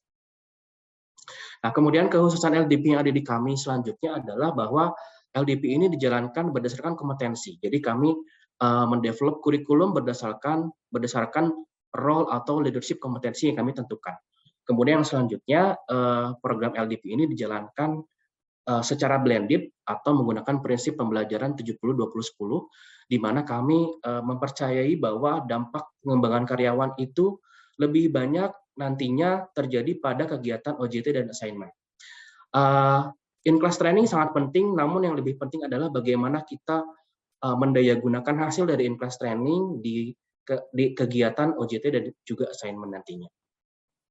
Nah, terkait dengan competency based program, tadi seperti yang saya sampaikan bahwa kami mendevelop yang namanya core dan juga role kompetensi dan juga technical kompetensi. Nah, khusus LDP ini nantinya hanya akan mengembangkan area core dan juga role kompetensinya saja. Sedangkan technical kompetensi dikembangkan di program-program yang lain, seperti itu. Nah, kemudian ini merupakan contoh bagaimana kami mengimplementasikan role kompetensi yang kami terjemahkan ke dalam konten-konten atau materi-materi training yang ada di LDP. Ini contoh salah satunya dalam program First Line Manager Program, di mana First Line Manager Program ini merupakan LDP bagi manajer baru. Nah, targetnya adalah mengembangkan role kompetensi, di mana materi-materi yang ditetapkan di sini merupakan materi-materi yang disarikan dari role kompetensi yang ada di masing-masing jabatan. Nah, kemudian tadi terkait blended learning, kami juga kombinasikan program LDP, tidak hanya in-class training, tapi juga mentoring dan juga project assignment, di mana dampak dari pengembangan karyawan kebanyakan nantinya akan ada di kegiatan project assignment dan juga mentoring, seperti itu. Kemudian terakhir, faktor kunci dalam LDP yang sejauh ini kami rasakan, bahwa ketika LDP itu dijalankan di organisasi, harus align dengan company objective. Artinya target pengembangan karyawan di LDP harus nyambung dengan KPI organisasi. Yang kemudian yang kedua adalah harus align dengan career path. Tadi seperti yang kami sampaikan, sebelum karyawan promosi, karyawan harus lulus terlebih dahulu di program LDP ini. Kemudian juga pastinya align dengan succession planning, align dengan individual performance plan, artinya 30% dari hasil dari LDP merupakan KPI dari masing-masing peserta, yang nantinya akan dievaluasi di akhir tahun. Kemudian LDP ini harus didesain berdasarkan kompetensi. Kemudian yang terakhir adalah LDP ini harus menggunakan prinsip pembelajaran blended learning, di mana mengkomunikasikan tidak hanya in-class training, namun juga mentoring dan juga assignment. Mungkin itu saja sharing dari kami. Terima kasih, saya kembalikan ke Pak Arga. Silakan Pak Arga. Baik ya, terima kasih Sobat Improvement sudah mengikuti sesi paparan, dan pastinya kita mendapatkan banyak manfaat dari sini ya. Dan kami ucapkan terima kasih kepada Pak Ridwan atas paparannya, sangat komprehensif dan menginspirasi kami semua. LDP di Komatsu merupakan bagian dari talent management yang dikelola dengan langkah sistematis dan integratif. Untuk development suksesor dilakukan dengan LDP, termasuk assignment, coaching, counseling, serta mentoring program. Dan ada faktor kunci keberhasilan LDP di sini, jadi harus align dengan company objective, career path, session planning, performance management, dan juga didesain berdasarkan kompetensi. Kemudian dalam mendelivernya memperhatikan blended learning 70-20-10, 70 untuk job experience, 20% mentoring, dan 10%-nya formal learning. Kemudian implementasi LDP dilakukan dengan komitmen ya, ada internal grooming dan promotion. Kemudian employee development juga memiliki 30% nih dalam evaluasi kinerja para pimpinannya. Assignment dengan metode 70-10 merupakan faktor kunci dalam pengembangan karyawan. LDP adalah prerequisite untuk promosi dan banyak pertanyaan juga menanti ini ya. Baik, terima kasih luar biasa paparannya kepada Bapak Ridwan. Kemudian teman-teman sekalian, Sobat Improvement, sekarang kita akan masuk pada sesi tanya jawab. Sebelumnya harap pastikan format Q&A sudah sesuai, nama saudara, nama perusahaan, pertanyaan, dan ditujukan ke pembicara yang mana. Dan teman-teman sudah juga menyampaikan beberapa seperti itu sesuai dengan standar. Dan ingat untuk selanjutnya mengisi evaluasi pooling sebagai syarat mendapatkan e-sertifikat ya teman-teman sekalian ya. Jadi sementara kami memilih beberapa pertanyaan yang masuk, saya akan menyampaikan beberapa hal menarik bahwa kami akan menyelenggarakan online training dengan tema seputar leadership dan human capital. Untuk bulan Oktober ada employee opinion survey, talent management, dan shop floor leadership. Kemudian untuk bulan November ada workload analysis, supervisory management, dan lean leadership. Tentu saja program-program ini akan memperkuat kompetensi dari human capital di perusahaan teman-teman sekalian. Khusus untuk Sobat Improvement yang hadir pada hari ini dan mendaftar training sebelum tanggal 30 September 2022 akan mendapatkan diskon sebesar 10% teman-teman sekalian. Mari manfaatkan diskon yang diberikan dan manfaatkan juga kesempatan pembelajaran ini yang tentunya sangat bermanfaat untuk Sobat Improvement. Baik Sobat Improvement, kita akan mulai sesi tanya jawabnya. Kemudian saya akan membacakan pertanyaan-pertanyaan yang memang sudah masuk dan nanti jika ada waktu, ada teman-teman yang mau resen juga dipersilakan di akhir sesi. Baik.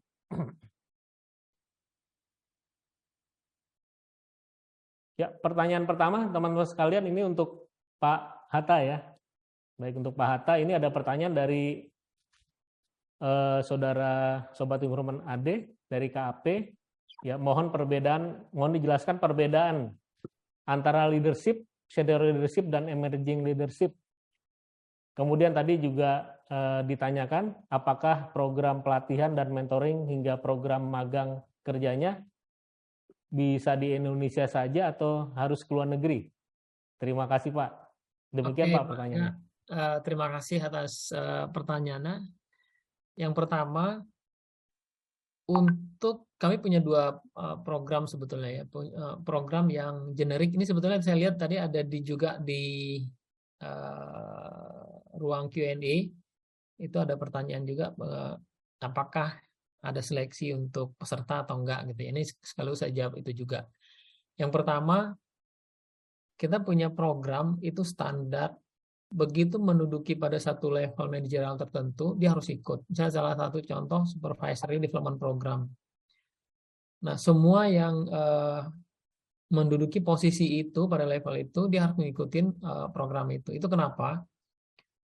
Filosofinya supaya pada level itu memiliki standar pengetahuan yang sama tentang leadership atau tentang cara mengelola perusahaan pada level supervisory. Begitu juga untuk naik pada level ke atasnya, itu juga mendapatkan pelatihan atau program yang berkaitan dengan tingkatan yang lebih tingginya. Jadi pemberian pelatihannya itu atau programnya itu bisa pada saat sebelum dia menduduki jabatan tersebut atau pada saat dia menduduki jabatan tersebut itu juga bisa. Nah, itu betul-betul dilihat dari kebutuhan perusahaan dan kemampuan penilaian-penilaian secara komprehensif melalui assessment.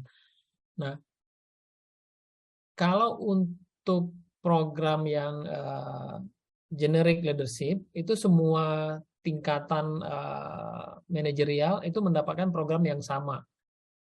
Nah, kemudian bagi top talent atau talent-talent yang kalah terbaik yang masuk ke dalam kategori top talent, itu yang diberikan program yang ada senior leadership development program. Itu sebetulnya program yang diinisiasi oleh holding. Nah, kami mengikutkan yang top talent ke situ. Nah, kemudian yang emerging itu untuk level manager. Itu juga yang dilakukan oleh holding. Nah, yang bisa masuk ke sana itu diseleksi dari perusahaan atau dari PTBA dan tentunya yang sudah mengikuti program generik yang di PTBA. Kemudian di Bukit Asam sendiri juga ada namanya BLADE, Bukit Asam Leadership Accelerated Development Program. Itu juga diberikan kepada para top talent yang ada di Bukit Asam, tetapi tidak sepenuhnya masuk ke dalam SLDP atau ELDP yang diselenggarakan oleh holding, karena memang kuotanya juga terbatas. Namun mereka punya potensi, maka kami kembangkan, kami punya program sendiri untuk program bagi top talent. Kemudian apakah harus di luar negeri? Tidak juga, tetapi untuk level-level tinggi, level untuk senior level atau VP dan manager, kami mengutamakan untuk mereka immersion atau untuk magang di luar negeri. Kenapa? Karena kita juga pengen seperti Mandiri dan Komatsu yang punya bisnis di mana-mana di luar negeri, sehingga Bukit Asam juga kenapa itu dikembangkan supaya punya exposure secara global, sehingga nanti dalam pengembangan perusahaan itu juga akan membuka jalan seperti itu. Itulah target-target pengembangan kepemimpinan yang kami lakukan di Bukit Asam. Mungkin demikian Pak Harga. Terima kasih. Pak Hatta, terima kasih penjelasannya. Iya. Semoga memberikan pencerahan dan insight ya buat teman-teman semua. Kemudian selanjutnya ada pertanyaan untuk Pak Agung ini ya. Dari Bayu Irwanto. Selamat siang Pak Laurentius. Pak Agung ya, untuk pengembangan bagi officer atau mungkin milenial dan generasi Z, apa saja konten materi pelatihan yang diberikan? Lalu bagaimana metode dilakukan? Jadi ini perbedaan gen begitu ya. Kemudian apakah ada perbedaan di materinya begitu? Dan metodenya seperti apa untuk milenial dan Gen Z? Terima kasih. Silakan Pak Agung untuk di-address pertanyaan. Baik, terima kasih Pak Arga. Basically untuk millennials, kalau di company kami, itu di Mandiri itu 65% millennials. Jadi jumlah total 65% millennials. Dari 65% itu, kurang lebih 34, sekian persen itu milenial memimpin milenial dan gen yang lain. Gitu. Jadi across generation. Dari fakta itu, maka kita membuatnya dalam dua konteks. Yang pertama adalah kontennya pasti bicara tentang diversity, bicara tentang cross generation, dan yang paling penting adalah mempersiapkan milenial untuk memimpin milenial dan generasi berikutnya. Itu yang kedua. Nah, yang ketiga, khusus untuk di program development program yang new entry level, kita ada reverse coaching, jadi mereka diminta untuk dalam mission base-nya learning-nya mereka diminta untuk meng-coach tim di atasnya gitu ya, tentang sesuatu hal yang terkait dengan millennials. Lalu juga terkait dengan materinya, yang paling penting di millennials itu dua hal buat kami. Yang pertama adalah purposeful leadership, karena kita harus bangun dari purpose. Terus start with why, semacam itu, konten-kontennya lebih ke sana. Dan yang paling penting untuk milenial itu nggak suka lama. Pengennya cepat, pengennya efisien dan efektif. Makanya kemudian kita chunking dalam bite size learning biasanya, kalau secara platformnya. Jadi ada yang classroom, kami maksimum hanya setengah hari, maksimum millennials setengah hari, lalu kemudian ada pre-nya dan ada post-nya. Biasanya itu ada video, ada assignment, ada mission based learning-nya yang kemudian kita monitor ketat secara sistemnya. Jadi ada 5 Pak tadi Pak. Jadi secara konten, secara metodologi, kemudian datanya seperti itu tadi, lalu secara platform mereka lebih senang belajar itu. Dan kemudian kami juga membuka kerjasama tahun ini dengan TikTok Academy. Jadi kita belajar pakai TikTok itu lebih efisien, 2 menit untuk millennials. Itu Pak.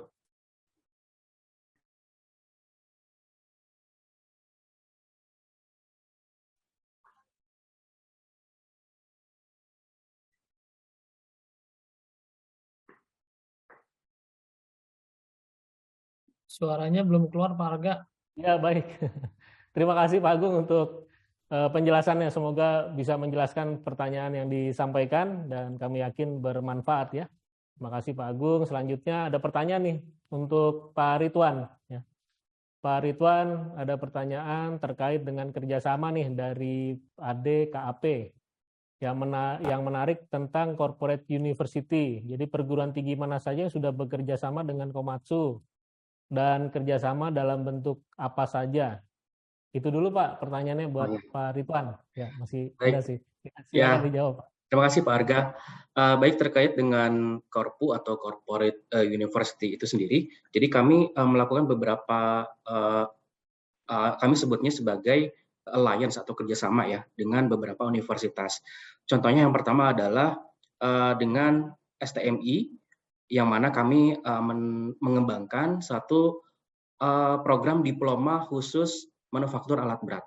Jadi karyawan-karyawan kami yang level SMK ya, jadi level operator, kami seleksi berdasarkan potensi dan performance-nya. Yang masuk ke dalam top talent kami masukkan, kami kembangkan kembali di program diploma manufaktur alat berat itu.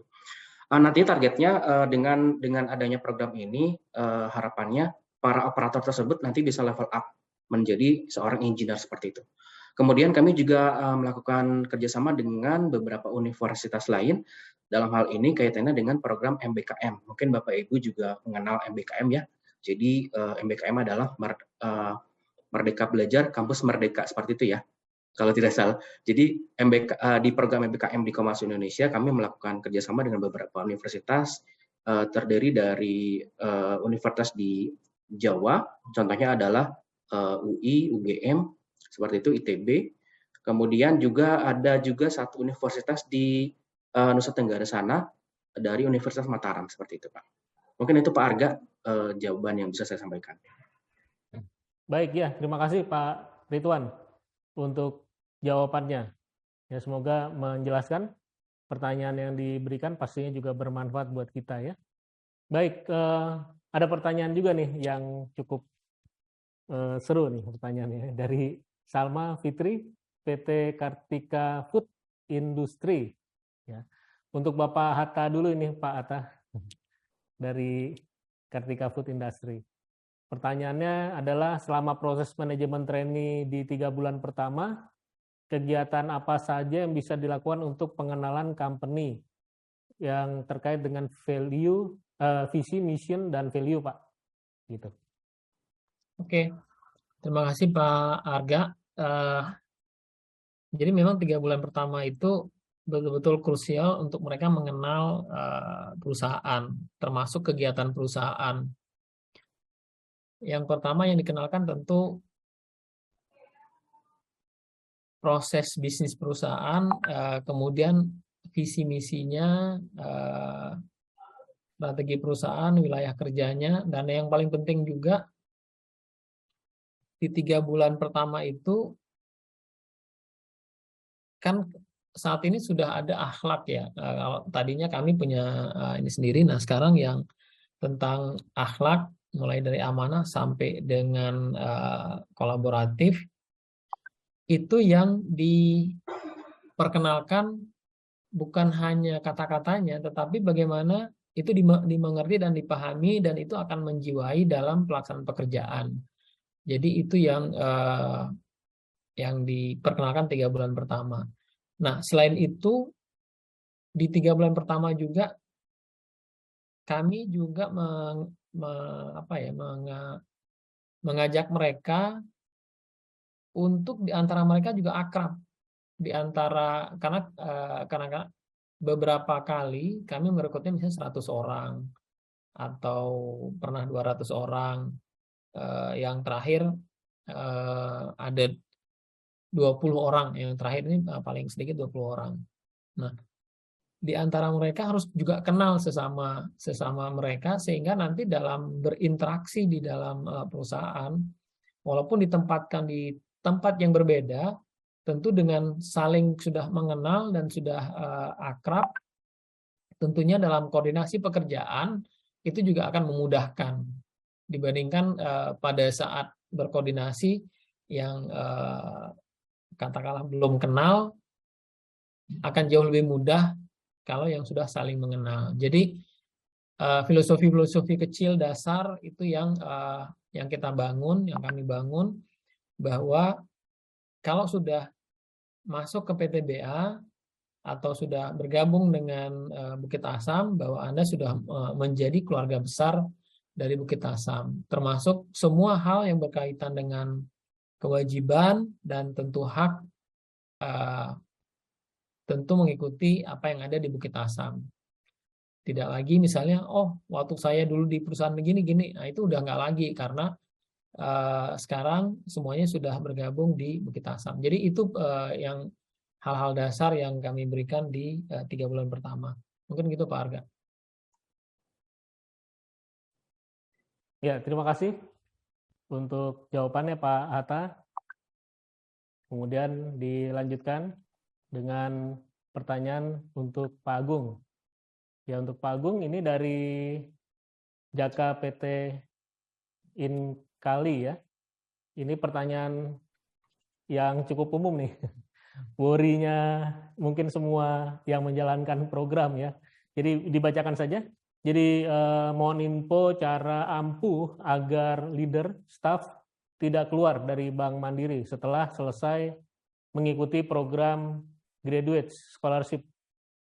Jadi ini udah investasi, udah waktu dan dana gitu ya. Gimana caranya meretain talent supaya nggak keluar nih Pak Agung? Ini pertanyaan sejuta umat kayaknya. Silakan Pak Agung, silakan.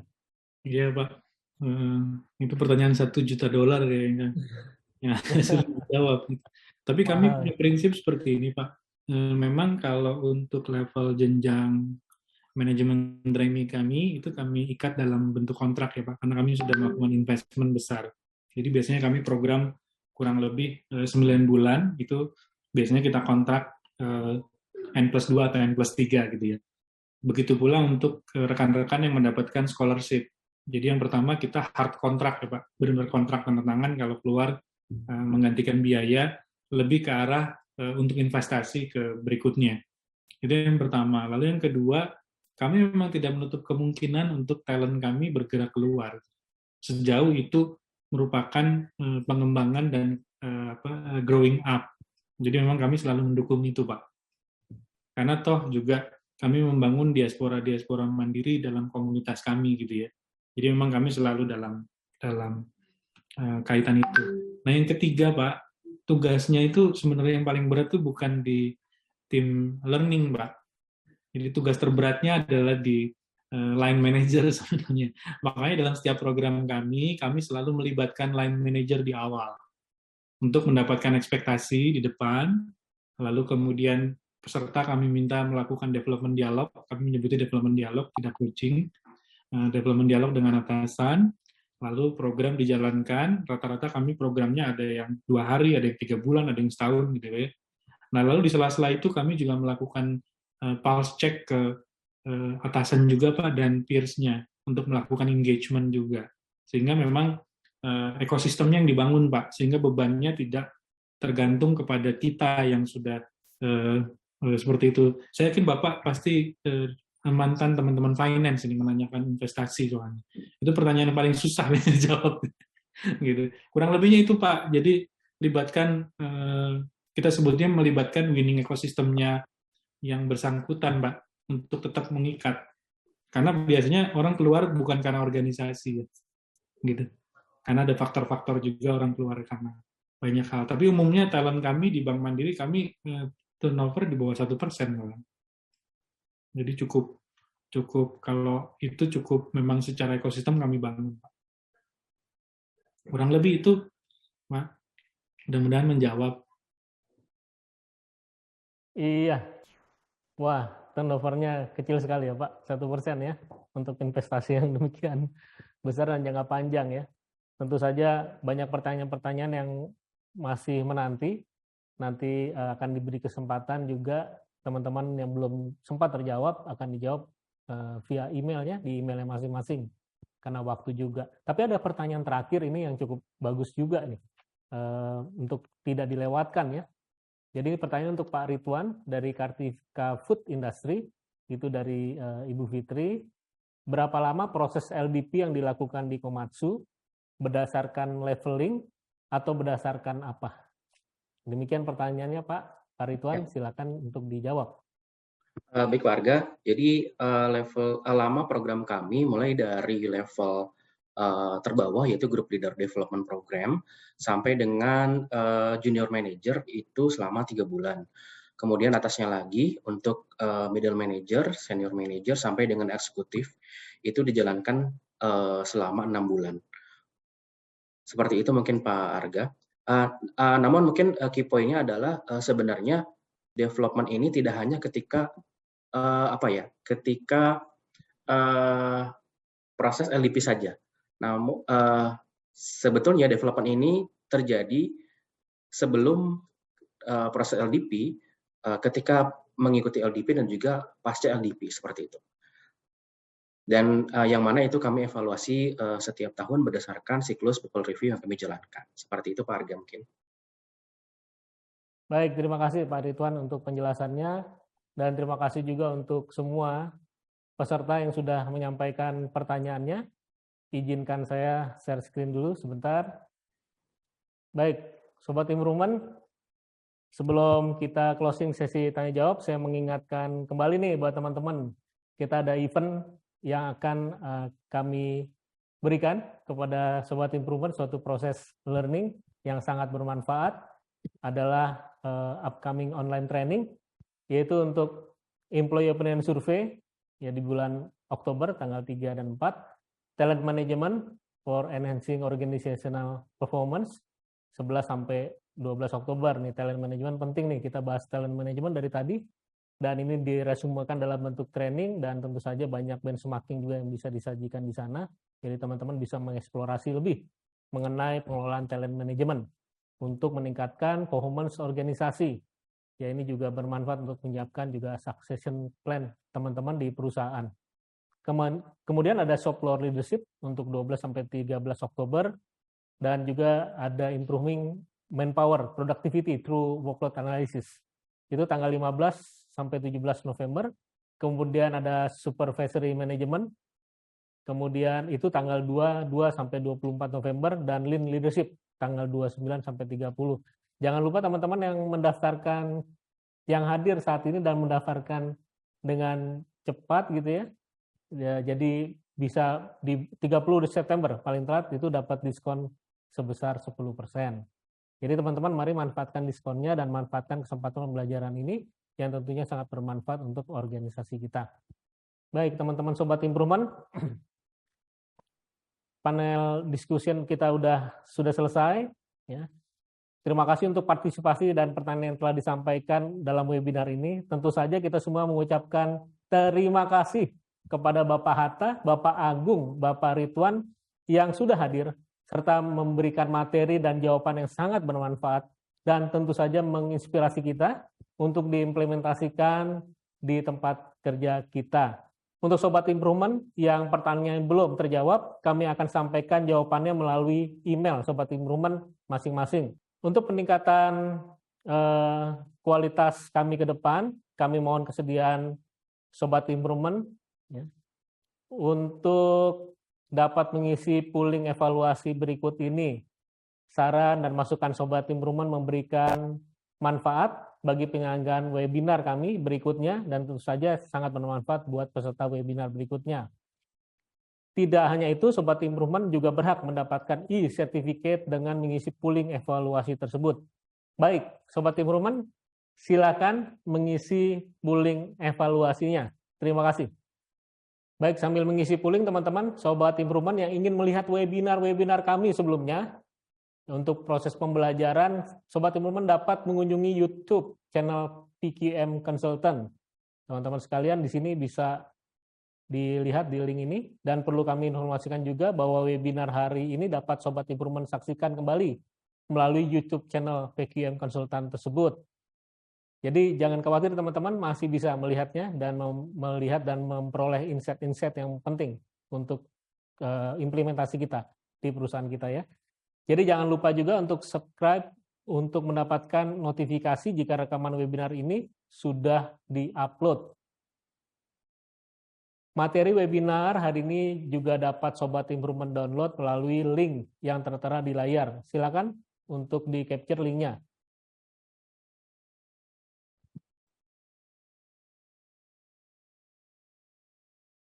Baik.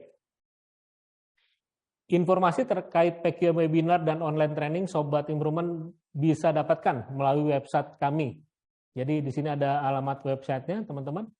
Bisa dicatat, juga bisa untuk di-capture. Silakan saja untuk linknya ini. Saya beri kesempatan. Ya. Baiklah, Sobat Improvement sekalian. Sebelum saya akhiri acara webinar kali ini, saya mewakili PQM Konsultan mengucapkan terima kasih sebesar-besarnya kepada ketiga narasumber yang luar biasa, Bapak Hatta, Bapak Agung, dan Bapak Ridwan.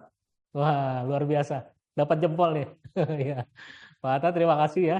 Kemudian Pak Agung dan Pak Ridwan yang telah berbagi pengalaman dan pengetahuan yang inspiratif untuk kita semua. Tentu saja, PQM beserta ketiga narasumber kami mengucapkan terima kasih banyak atas waktu dan partisipasi Sobat Improvement dalam webinar kali ini. Semoga webinar kali ini dapat bermanfaat untuk kita semua. Sobat Improvement, saya Arga Purwantoro pamit undur diri. Sampai jumpa di event-event PQM selanjutnya. Salam sehat, tetap semangat, salam improvement.